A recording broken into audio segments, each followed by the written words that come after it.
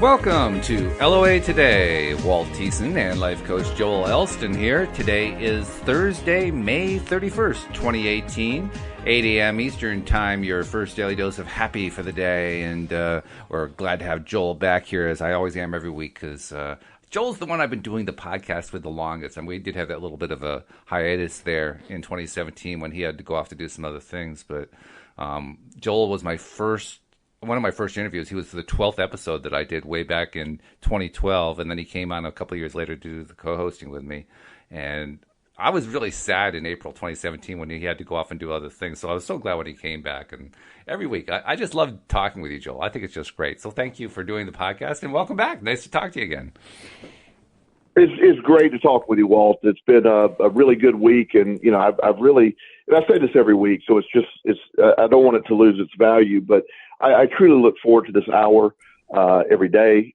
Every Thursday, and I know we do it more than that, and I wish I could listen to shows more, but I love doing this. It's as therapeutic for me as I hope it is for our audience, and while everybody may or may not agree with our views, it's our views. I think people get we're passionate about what we're doing. You and I were doing this when nobody was listening. That's right. No, and I know recently. I think we were doing it for ourselves in the beginning and enjoying it. And now, this has grown into, I think last week we officially had 50,000 listens to the podcast. Yeah, totally. And then we've come out with our book, which was number one, and on Amazon in a few categories there. So, if you look at that, and we're the humble beginning. This is such an amazing process, but not necessarily tooting our own horn, but just I think that everybody's so on board with this message, and I love the energy of the people that I talk to that are listening.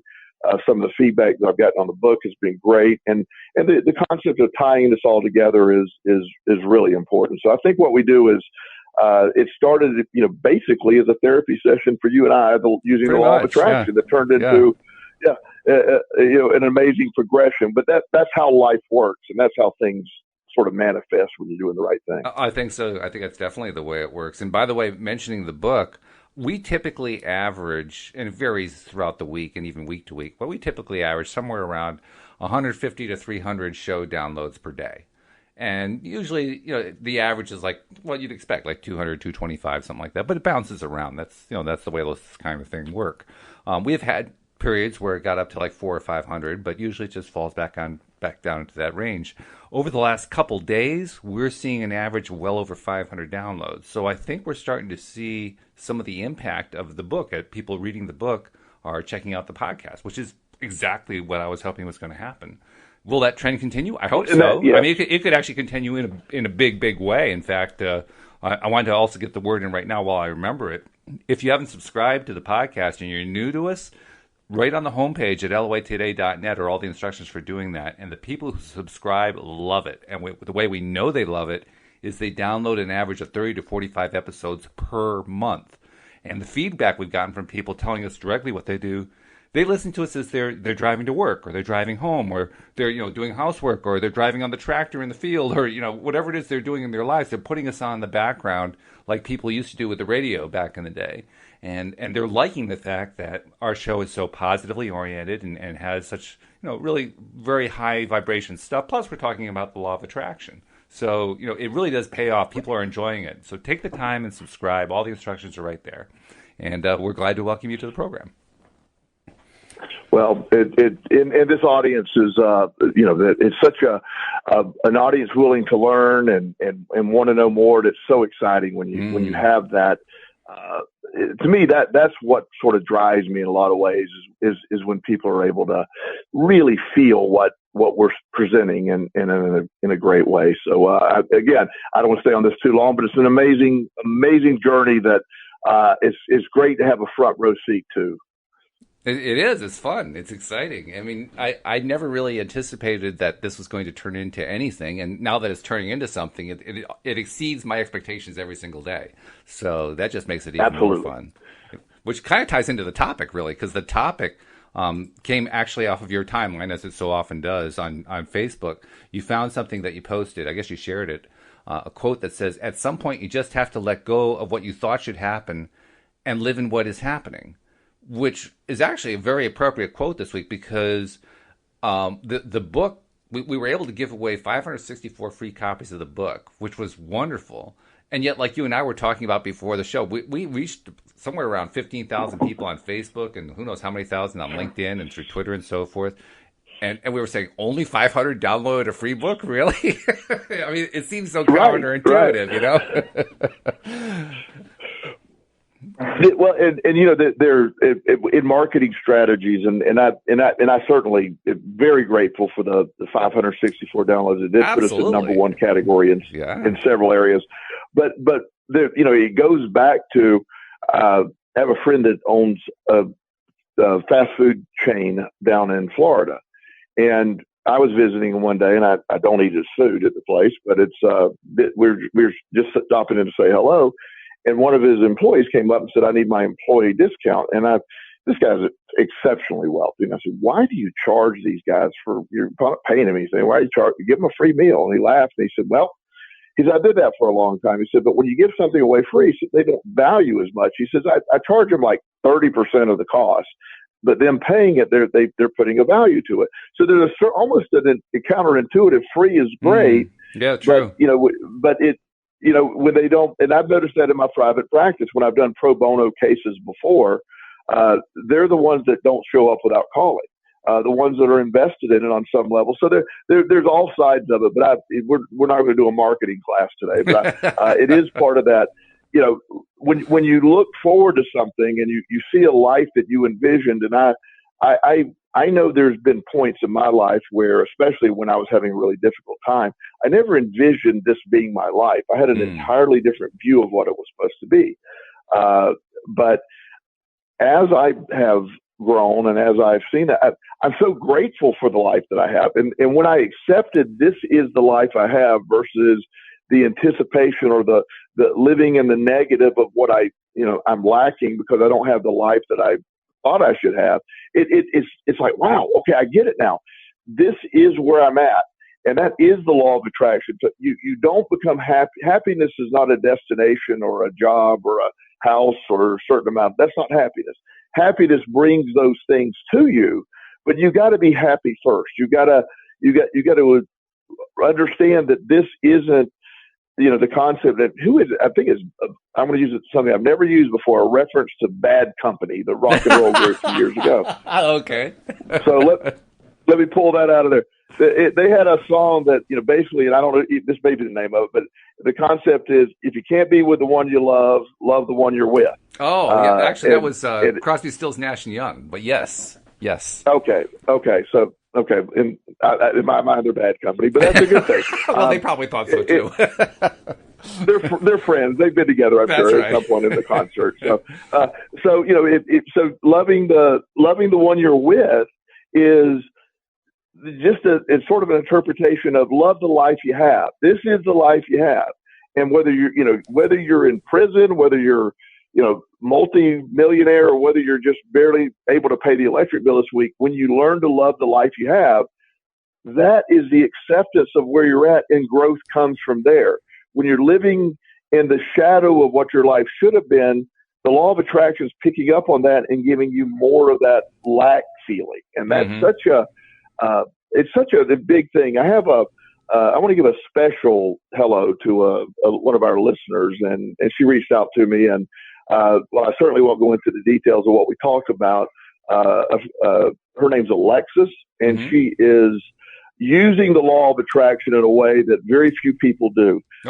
She's overcoming amazing things, and she listens to us regularly, and she's a devout practitioner and follower of the law of attraction.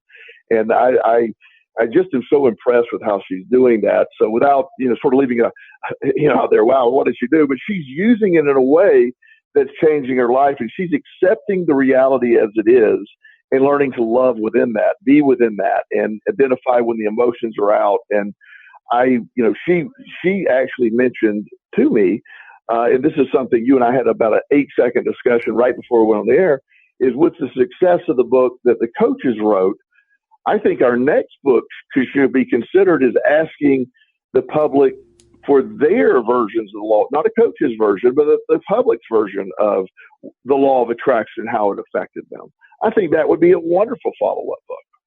Well, not only do I agree, but as usual, we're completely on the same wavelength. That's actually what I was talking about yesterday with Wendy on the show, and I am giving a lot of thought to doing exactly that, putting out a call for stories. In fact, I can put out a call right now.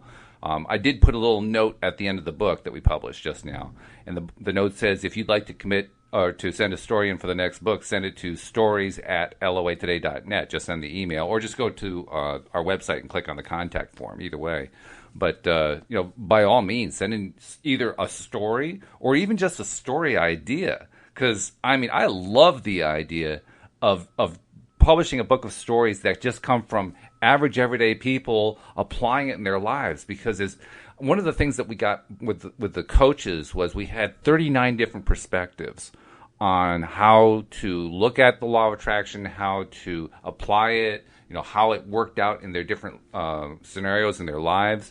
I can only imagine what happens when you increase that to hundreds and thousands of everyday practitioners sharing their stories. So I'm totally on board. And by the way, first of all, Alexis, thank you for being a listener, because we love the fact that you're a regular listener. And second of all, congratulations on, I don't know what the creative ways are that you've been applying it, but from the way, if Joel says that, I know that creative is actually an understatement. So congratulations on what you're doing and applying it in your life. And if you want to send your story in, by all means, please do, because my intention is not only to publish another book, I actually want to get it to the point, it just depends on how much material I can collect. I want to get it to the point where we're pushing out a book a month with like 30 stories in each book, so that there's a month's worth of stories every month. Almost like a subscription service. I love or something that. Like that. Well, and one of the things that as we brainstorm on that, the ideas of keep popping up. But right now you have the everyday people. Then you have the concepts of how sort of chicken soup for the soul started breaking it down to a young person's version. How kids have applied it, how people who just different scenarios, and it becomes such an amazing journey. And the bigger this becomes, the more people start to notice it. Then a lot of people, I've had this conversation the last few days too, are they have when you have things that happen that are reinforcing with the law of attraction, the majority of people around you will just sort of dismiss that. Well, that was a coincidence, or right. Yeah. But that and again, it's that battle of where you're at, of what everybody else is thinking in the direction that you're looking at versus, no, this is right. I had a doctor friend this last week, and him and I have really radically different views. He's a traditional medical doctor that, it's just, in his mind, there is no God, there is no power, there is no anything other than science and biology. And we've seldom cross over into this. And so the other day we were sitting around a table just talking about a case, and I said something about, this client is living in her trauma, and she's become her trauma. And he said, look, this whole law of attraction thing, it just doesn't work. And I said, well, no, it does. And he goes, no, it doesn't. And we had that. We did it. I said, there's very few things that I will stand on because I love to debate things. I said, this isn't debatable. It has worked in my life. I've watched it. It has changed my life. It has brought everything. It factually worked in my life. So you cannot tell me that it didn't work in my life. Now I will draw a line with that. And he backed down really quick. He said, I'll back off. And he said, yeah, you're right. It did work in your life. He said, but then he answered the question. Well, it only worked in your life because you believe it worked in your life. I go, exactly. Well, I'm glad that he's finally seeing the light. That's a good thing. Yeah, I told him, I said, welcome to the law of attraction. I'm glad you're on board. And we just moved on to another thing. And that's the thing. What you believe. And that's that acceptance of, I'm living this life that I never intended. And if I would to told my, 15-year-old self, here's how things are going to unfold in your life, I said, there's not a snowball's chance in hell that's going to happen. There's no way that would happen.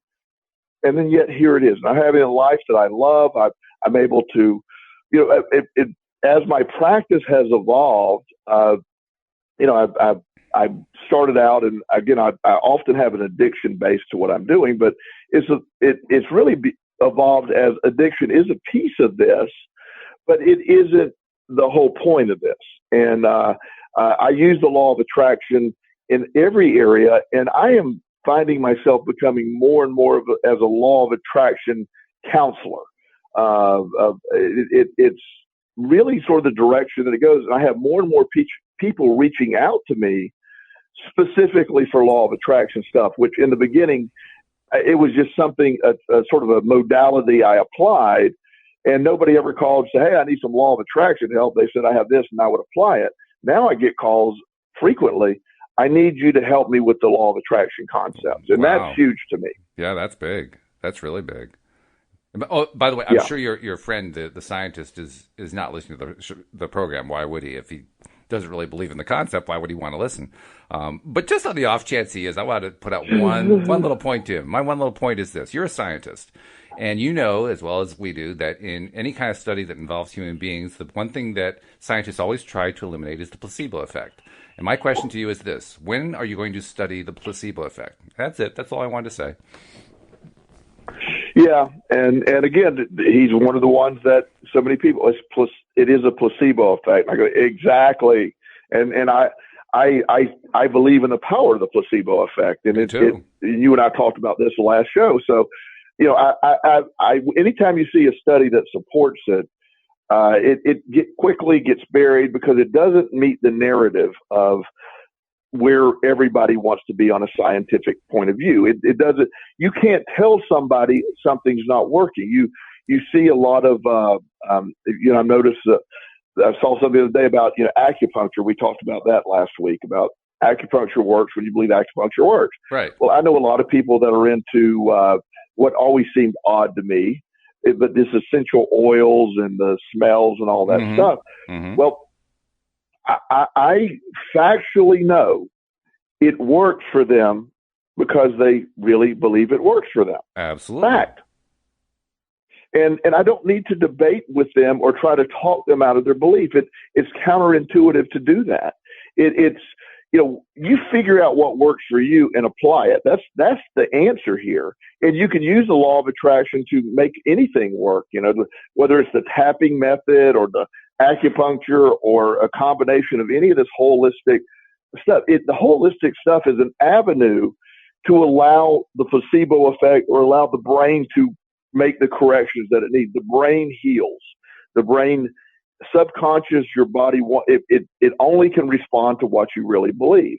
And as we always say, and with a disclaimer sort of attached to it, this doesn't mean don't listen to your doctor. It means you can use the law of attraction to work with what your traditional medicine doctor is working with you on to increase the effective nature of what they're doing.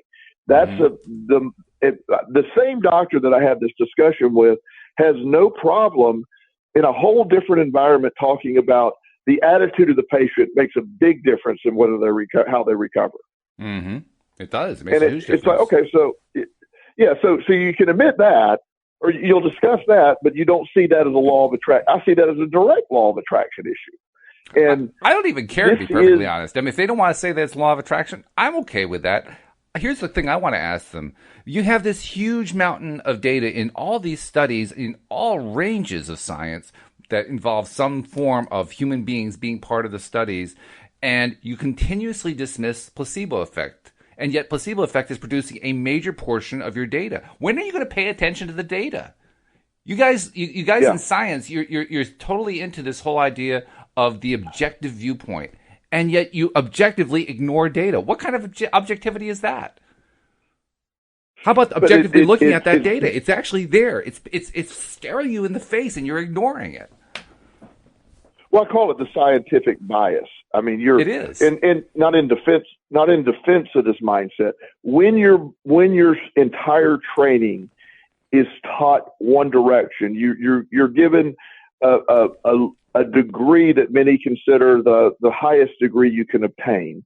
You go to a incredible school, and you're in a world where you really believe you're absolutely solely right in your thought process. It's similar to I equate a lot of doctors to religious fanatics, or somebody that's too far into religion. They cannot discuss anything outside of what they were taught. So anything that goes against what they're saying is absolutely, it just graves on them, and then they get into this. But you see that we as people do that. This isn't just doctors. It a lot of times when something violates what we feel are our truths, there's a defensive mechanism. In a sense, when he said the law of attraction doesn't work, I developed a defensive mechanism.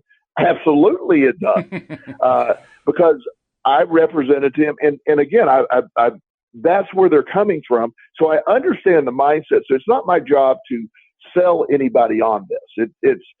I want to, for people who are interested, here's how it works for me. Right. Here's what's worked in my life. You're right. And that's, and that's more the issue for me of here, I can give you, my version of evidence, how it works.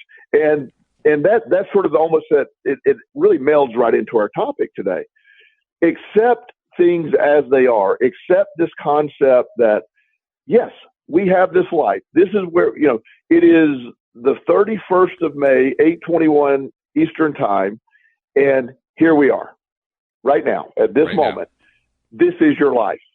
So worrying about what should have been, could have been, or you should have done this, or you should have gone to school, or you should have, all that stuff is irrelevant today of what should have happened. Here is today. When you can live with your life today, here it is. Accept it, appreciate it, look for the things you're grateful for, and put a period behind what should have been and start a new chapter today. It sounds so cliche when I say it. I actually wish I would have just said that, but it's such a, it sounds like a Robert Frost start to a poem maybe, but well, that's a good source. If you're going to mimic somebody, mimic Robert Frost, because he's a very, very good poet. Yeah. So that's a good steal. Yeah.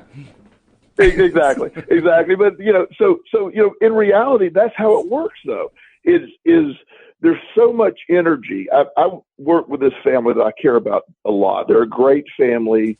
There's a lot of dynamics I relate to this family, through my family. But they're stuck in patterns of behavior that I've recently been working with, and they fall back into the same role and repeat the same thing. And while they know that what they're doing, they can't stop doing it because breaking patterns is really hard. Versus, in part of my statement, the difference between coaching and traditional therapy is coaching is about today forward. It's not about this. Let's spend the last, the next 14 months discussing, what has happened. Not that there's not value in what has happened, but moving forward, what are we going to do? Period.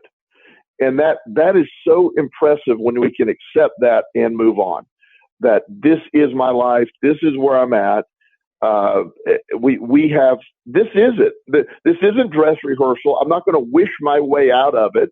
I can work my way out of it if I want, but you can't wish your way out of it or say, well, I've lost and I should have done this, so I have no sense of it. It's about, no, here I am today. That's the exciting part. The difference between being a victim of life and becoming a practitioner of life is when you take action and live. Here is today. This is today. I'm accepting my life today. That's what you got. That's it. That's where it comes from. And by the way, what you have today is directly a result of what you thought about yesterday. So what you're thinking about right now, that's your new tomorrow. If you want a reason why to focus on what's going on today, that's your new tomorrow. That's why you focus on what's going on today. And not to say that you have to be tied to it, like in the sense that reality dictates what happens to you. That's not the point. I mean, because you could easily draw that conclusion, right? That, well, if you're just focusing on what's going on right now, you're only focusing on what is and what the reality is. And because we keep focusing on that, that never changes. But that's not what we're talking about. We're not talking about being tied to what's going on in reality. We're talking about, what are you going to do with this reality? What are you going to think about in this reality? Right now, what are you going to focus on? What are you going to decide? What choices are you going to make? Because the choices are what make the difference. It's if we continue to Right. choose to just look at what is, then we don't get anywhere. But if we change our mind about what it is that we want right now, then we get the whole process started. And that's so relevant, Walt. That's such a and to be clear, because it could be misconstrued as you're describing. When I say, look, let's accept the life. It isn't accept and just live in it. I am more focused on not looking at what should have been. The should haves, the could haves, and the would haves create a feeling of lack in today. I missed out on something. It's exactly. When my peer group, when I was in the middle of my addictive behavior, and it was a crazy time. By the time I was 30, in my early 30s, everybody that I'm aware of in my peer group was far ahead of me. I was still 17 in a lot of ways. I didn't have any money. I was basically homeless. I had nothing going for me.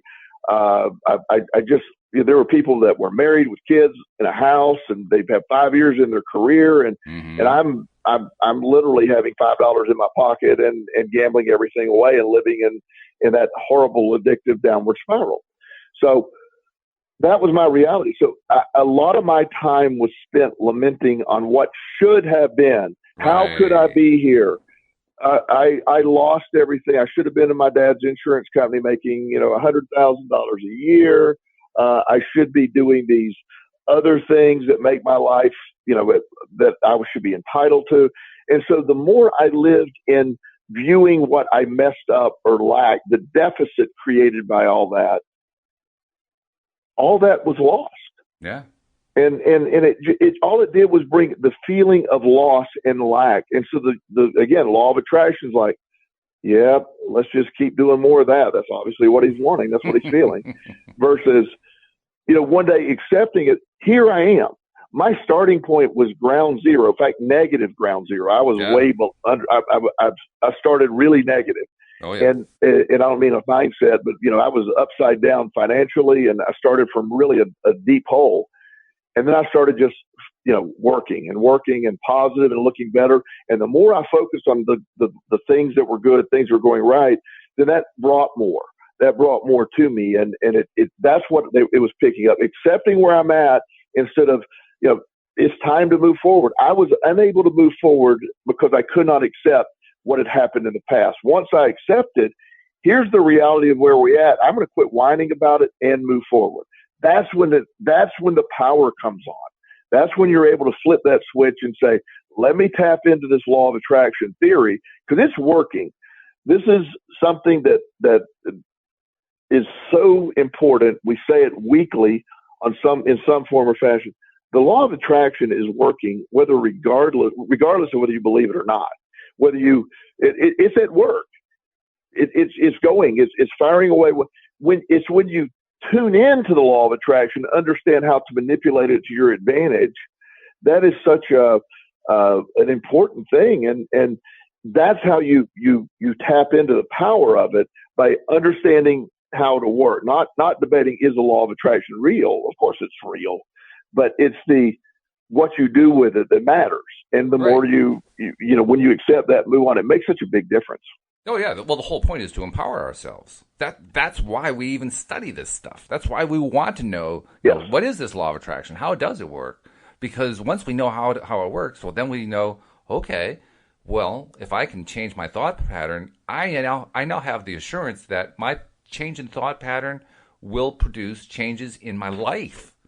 Well, that's pretty empowering. Yes. That's a lot more powerful than you are stuck with whatever some higher power gives you, and if if their whim changes and they get angry, then you're stuck with their anger, and nothing you do is going to make any difference. You're just a sinner, and you're just a lowlife who can't do anything on his own. Well, yeah, there's a real defeatist message right there. That'll just pick you right up. Yeah, and that's exactly. That is exactly that mindset that so many people get stuck in. And again, having the advantage to witness this firsthand in other people's lives. I mean, it's an amazing, I don't want to act like I'm superior to, because it happened in my life and I was able to witness it. But having from this perspective to be able to sit back and look at all this. This is impressive. When you see the same patterns that keep attracting the same things, but yet people are so stuck in the thing that matters to them that it's not relevant. It's not relevant in what has happened. Here is your life today. 4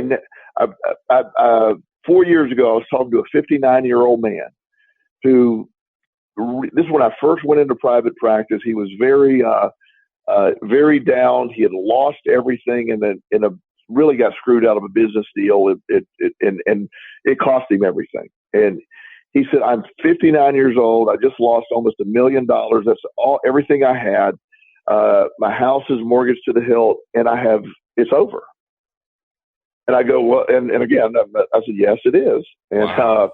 and he was like, wow, I thought you were going to try to lift me up. I go, no.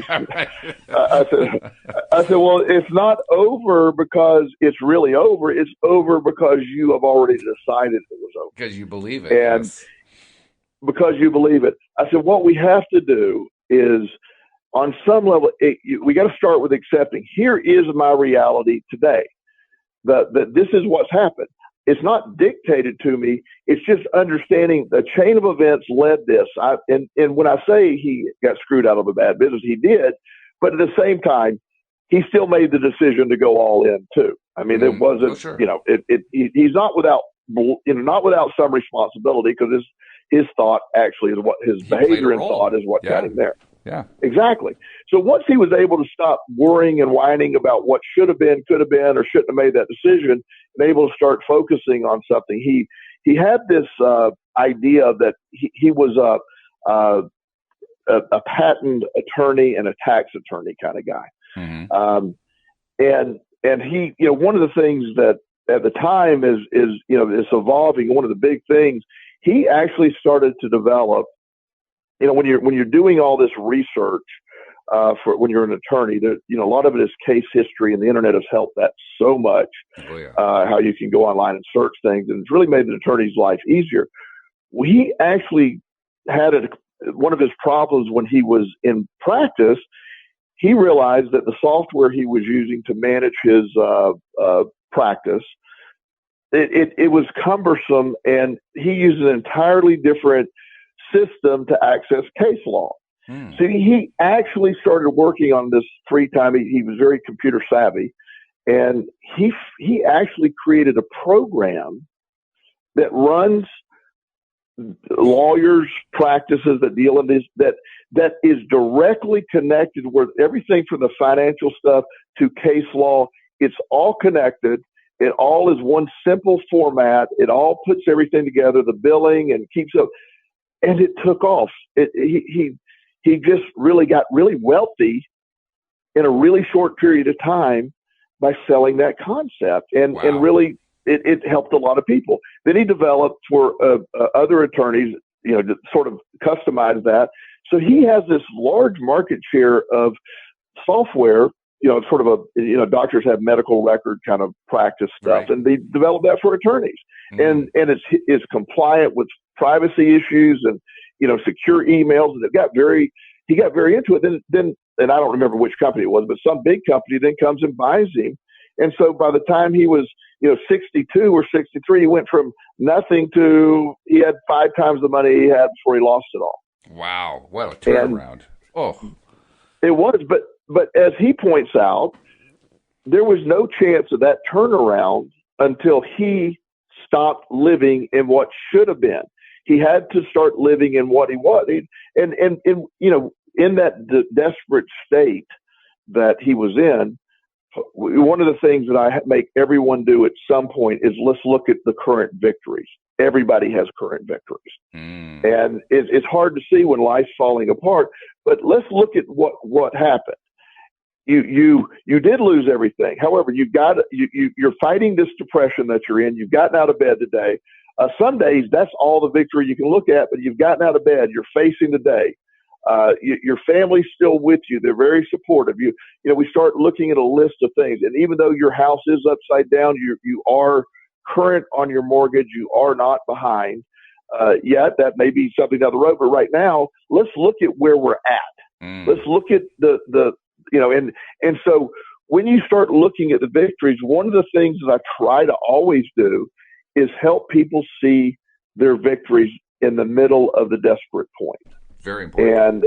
And it is. And that is such an important thing because that's what brings everything about, where we're winning. We build, I try to help people set up small victories early because victory becomes a habit. The law of attraction responds to victory, success. So setting tasks, working with a gentleman right now that's going through a lot of stuff, bad gambling issue. Last week, he had one goal. He was paralyzed by where he's at. He had one goal, and he hung up the phone with me and completed that goal. He called me and he said, Joel, I did it. It was not near as bad as I thought. He had to make a very difficult phone call. The guy he spoke with was actually very supportive. He said, give me another goal. I said, okay, I'm going to give you 2 goals today. Next day, he accomplished 2 goals. Then in a week, he accomplished more in a week than he has in the last 7 months. Wow. by little victories, and then focus on the victory. He's an entirely different mindset now. I can do this versus, it's such a rough way the other way. I can do this versus the mindset of I'm defeated. It's over. There's no shot. It's funny, too, because as you're talking about those 2 stories, and they're obviously different stories in the sense that one is like a real spectacular turnaround story, and the other one is more of the little everyday, one little step at a time thing. But they're both valuable stories. I'm thinking those are both the kinds of stories I want to have in the next book. I mean, and I'm saying this to reach out to any listeners. If you have a story, by all means, don't worry about having to write it. I'm not going to ask you to write the story. Most people don't know how to write stories well anyway, so I'm not going to ask you to do that. Just get in touch with me. Tell me about it, because I'll get in touch with you, and we'll have a conversation, and I'll take notes, and then I'll write the story about what happened to you. But boy, both of those kinds of stories would be great to put in the next book, don't you think? I mean, just that kind of story. If it was those stories, actually, that'd be great. But I mean, anybody with similar kinds of stories, that would be great to put in the next book. Right, and I know people. Everybody that I've worked with that does this is able. I know thousands of people. Whether they realize it or not, they have stories, and the concept of writing a whole book is. Trust me, I've done it. It is not easy to get your arms around. But writing a 2 or 3 page short story, anybody can do that in a couple hours. Just really focus if they really want to. Yeah, sure. And it doesn't have to be done in a couple hours. My point is, it's real simple. One of the techniques that when we were and I give you credit, you were the mastermind behind the book. You and I were discussing strategies early as you were doing this, and one of the things that we talked about was you're like, well, how long should I give the everybody to get their stories to me? And you were thinking on the lines of 90 days or 60 days, and I'm like, give them 2 weeks. I remember that too. Like, what? Yeah, and you're like, well, that's look. You can always go for it, but create that. A lot of times, people become overwhelmed with a thought. When you put a shorter time, they are forced to do it. Now, I know people took longer than that at times, but it did sort of create that expectation, which most people lived up to in a good way. Yeah, and so I just for those that are listening live, or even if you can scroll down, because I post so much to Facebook, it'll be hard to find. But I just posted, as we're talking, talk about something that's synchronistic right now. Yeah, is I just read the headlines, but Cornell University had a research project, and it said the headline is psychologist says just do it. As research shows, you will regret if you don't. The concept of our most enduring regrets are the ones that stem from our failure to live up to our ideal selves. That just was live. And that's our topic today. Mm-hmm. Absolutely. And that's neuroscience from Neuroscience News and Research. It's, again, a Cornell University study. So those are important things. And that our topic, I mean, I look at that as a reinforcing thing. As we're doing this, that post pops up on Facebook.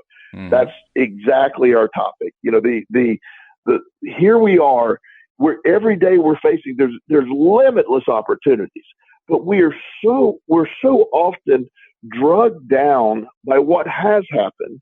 And we look at the we pull out the file cabinet of everything that could go wrong, and there's a lot of things that have gone wrong in the past. So I'm going to refer to a similar circumstance in 1979 when this went wrong, and say that applies today. That applies right now because that's the same scenario. So there's no sense in me trying that because that failed in 1979. It's a way of thinking. It's a way of it's the opposite. It's using the law of attraction against yourself versus here we are. Let's live with it. This is an exciting time. I love where we're going with this as far as I'm feeling it daily in my life. I know you feel it daily in your life. Absolutely. And to vibrate on that level of where you're putting out that energy, that's what you just keep attracting. And the momentum from that is just amazing. Mm-hmm. It is. And it keeps coming. It's the gift that keeps on giving. By the way, you mentioned something about seeing something on Facebook, and I thought, oh, that's another way to have somebody contact me if they have a story idea. Because all you have to do is go to Facebook, go to facebook.com/LOA Today, and you'll find our LOA Today business page. Just leave me a message there. And there's a real quick way to do it. You don't even have to send an email. So I just wanted to put that out there. Feel free to contact me that way as well. And by the way, yes, there were a number of our authors who wrote good articles, they were good stories. They were good writers. But they weren't the majority. The majority of them, and some of them will actually tell you, they knew they weren't really good at it. They were a little bit afraid of it and so forth. I did a lot of rewriting, and I like doing that. I'm really good at writing stuff. So I took stories that were not really well put together and turned them into beautiful stories. And the feedback that we got says, yep, that worked. People liked it. They were really attracted to what they were seeing in the different stories. So don't let your ability to tell a story hold you back. You know, whether it's through contacting me via the email address, stories@loatoday.net, going to the contact page on the website, contacting me through Facebook, whatever, just contact me and tell me what the idea is. Don't worry about writing it. Really, I mean, that's the last thing that I want you to do. I want to know what the story is because I want to put these books together. I just don't have all the content myself. I need other people to provide that content. So I know I'm doing a lot of promos today, but I wanted to take advantage of what you said and remind people, yeah, you can reach out to Facebook to get me too. Yes, and that is, you know, sadly in a lot of ways, but that has become a lot of people's, you know, way of finding things. Oh, yeah. And you know, the fact that it's such an easy way now to communicate it's, you know, I love the fact I live in the positive of Facebook. I try desperately not to get into. Occasionally, I will have a slip and quickly delete. You know, I get into you know, it's hard sometimes to let some things go, especially when they're blatantly, you know, false or, you know, whether it's political views or whatever. But I have to accept people are going to have their view, and it's not my battle to.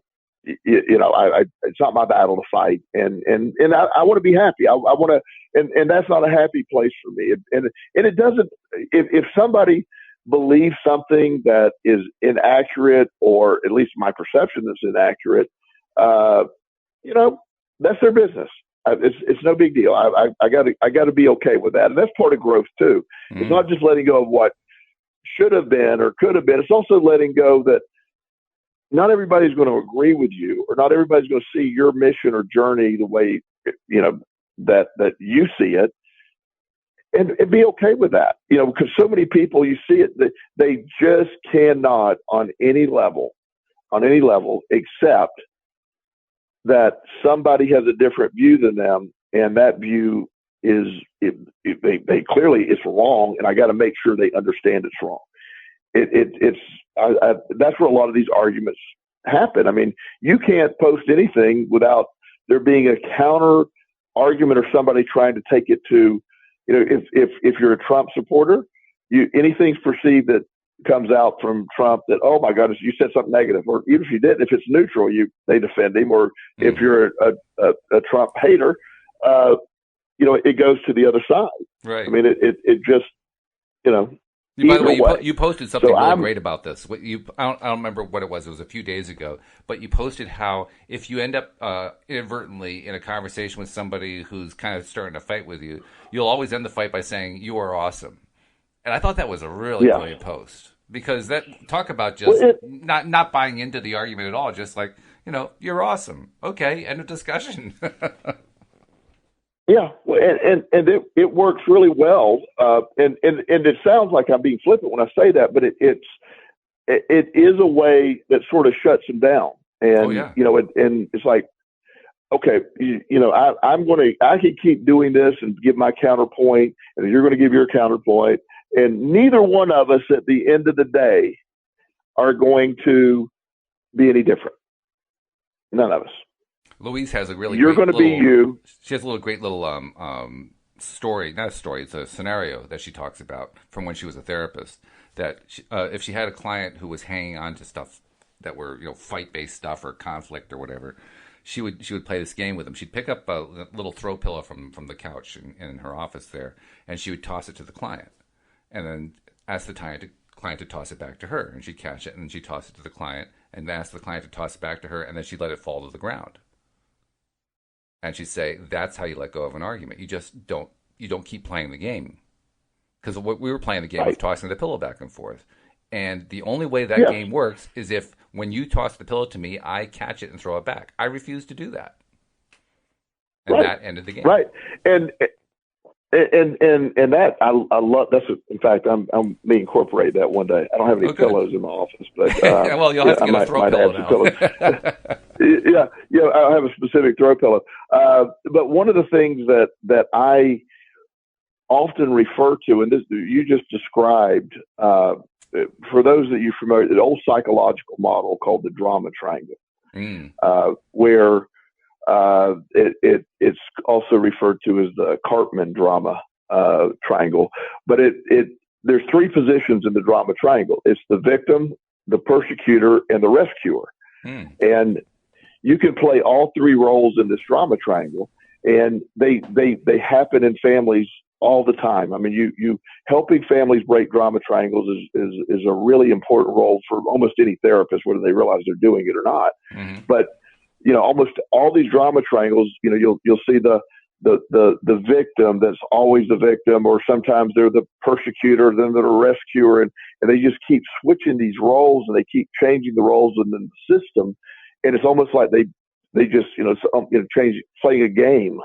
And once the only way to effectively stop a drama triangle is one of the people involved in the drama triangle just stop. Right. Just like you're saying, don't catch the pillow. Don't catch the pillow. Once you stop, once you stop, and once you're able to identify you're in a drama triangle, and then not give the response needed, that is such a huge, huge victory. And it changes. A drama can't take place if everyone's not participating. That's right. And that's such and it's such a great tool as we move forward. And I think it's very law of attraction based. Now, he wasn't talking about law of attraction when this guy developed it, but it is law of attraction. It's a mindset that just keeps getting stuck. And that's one of the benefits, as I mentioned before, the concept of coaching versus traditional therapy is about now forward. Traditional therapy is let's go back and forth. Let's circle around. Let's rehash it, redo it. And there's value in that. I'm not trying to minimize traditional therapy, but at some point there is today forward. I have many clients that I am their life coach, and I work in conjunction with the therapist, and we work together. You have from today backwards, I have from today forward. And it's an effective method for some people who need to deal with it that way. But it's not getting stuck in, this has always happened. I'm juggling, and I'm juggling this drama triangle, and I got to stop. And that really goes to the bigger picture of this topic today. The exciting piece of letting go of what you believe should have been, and understand the journey in life is really where life takes place. The destination is really never reached. There's no destination. It's the journey's the point. The journey's what matters. And that's where life happens. Life happens within the journey. One of the one of the things that I noticed is a lot of moms, and I had one lady describe this to me recently. She had her son, her youngest baby, out of 3 kids, just graduated high school. And she described it as, obviously they have involvement with me, so there hasn't been a totally smooth childhood here. Well, I've worked with this family don't beat for a yourself while. up. I mean, you deserve better than that. Well, I mean, usually if they know me, it's like, when people call the first time and I ask the question, how, they say, hey, I'm Joe Smith. And, hey, Joe, how you doing? And then I'm like, well, you're calling me, so it can't be great. and Oh, jeez. it usually gets a good laugh. But back to this, this mom describing, she said, these 3 kids were born, and it was chaos. It was total chaos. There's been police showing up at the house, drug, paraphernalia found in the house, girls sneaking out of the window at 2 a.m, stealing credit, and then a lot of positives, a lot of victories, a lot of things happen. And it goes from this frenetic pace to silence. And she said the other day, she said, I was so stuck in waiting to get to a destination. In retrospect, I missed the entire, she didn't miss it entirely, but she said, I was so stuck on getting to the destination of high school graduation, I didn't realize I was missing the point of high school graduation. And all of the chaos, all of the stuff that happened, it has a lot different. But when I always use the analogy of, as many of our listeners know, I adopted 2 children years ago from foster care, and my son Chris is 22 and actually on the upswing in life, doing well. And my son TJ, a few years passed away in an automobile accident when he was 23. And so life had brought me to a point of adopting another child, Justin, who's doing very well and thriving, and he's 12 years old. And as an older dad now, I can truly say, not that I was a bad dad. I believe I've always done best effort for my kids. Sure. But I am a better dad because I realize I'm living with the journey now. I'm not getting frustrated with the daily, silliness and the stuff that I used to get lost in or whatever. What really matters here? And one of the mindset benefits of my son passing, and there's never a benefit of my son passing, one of my mindset benefits in being a parent now is the stuff I worried about or fought over, and most of it was insignificant. None of it matters now. Right. TJ was my wild child, Lord Walt. I mean, it was hilarious. Now, in retrospect, it was hilarious. When in the middle of it, it's like, what is happening? But when you get to see it from the other side, so being a parent now, I'm loving the journey. I'm living in the journey. Our Justin's elementary school teacher sent a review home yesterday about how the year's been and all that. And everything, I'm like, I'm so grateful for all you've done for my son, and it was wonderful. And one of her questions was, what could we do to improve? And I said, you've done a great job. I'm unaware of anything you could do differently, and let's don't focus on that. What an incredible, this was a teacher that saw the transition from a child being in her class, a 5th grade teacher, who was going to go through an adoption, have his name changed, all that taking place. She handled it with perfection. As there's no class in the Virginia Commonwealth University Education Department doesn't have a class on how do you deal with a child being adopted that's in your class, in 5th grade. It just doesn't come up. No. So the fact she was able to handle that in an incredible way, his classmates were incredibly supportive. The journey's what mattered in this. We could have focused on the weirdness of it or the beauty of it. And we focused on the beauty of a new life. Every adoption has 2 sides to it. It is the beginning of a new family, and it's the end of another. When you focus on the beginning of the new, we honor the old, but we focus on where we've been. And my mindset in helping Justin has been, son, we could focus on where you've been or where you're at. And I'll let you decide which one, but trust me, I'll give you a heads up, a spoiler alert, focusing on where you're at right now is a much better way to do it. This is it. Accept life as it is and put a period behind the past and move forward. And that's it isn't about accepting and stopping. It isn't about accepting and surrendering. This is my fate in life. It's about accepting we are starting from where we're starting from. You might be 59 years old and lost everything, and there's still a shot. You might be 70 and lost everything. There's still a shot. It has nothing to do with what's happened. It happens to do with what you believe. Just like my doctor friend said, the law of attraction only works for you, Joel, because you believe it worked. Exactly. He's so right. He's right. I'm sure he hates me. I'm sure he hates me quoting him being right on law of attraction too. So I need to get that in. Actually, too, there's an Abraham Hicks phrase that is quite popular within Abraham Hicks circles that kind of summarizes what you're talking about. It says, "You can't get it wrong, and you'll never get it done." And that's really what they're talking about. They're talking about the fact that you don't need to get so bent out of shape about what you got wrong, because you can't ever really get it wrong. In fact, I like actually turning it into the positive. They expressed it in form of two negatives. I like to turn it around to everything you do is actually right. The only difference really on the right side is which right do you really want? Where's your preference? And in turning the other one around, you'll never get it done. Well, the other way to say it is the road goes on forever. So you always get it right, and the road goes on forever. That means endless opportunities to do it better and better and better. Well, and I have used this I think in the last couple of weeks again, talking about Mike Dooley and his analogy of the GPS in the car. You can't use a GPS until you get moving. You can't. Now, when you get moving, even if you're going in the wrong direction, it will correct you and get you where you're going. That's sort of life.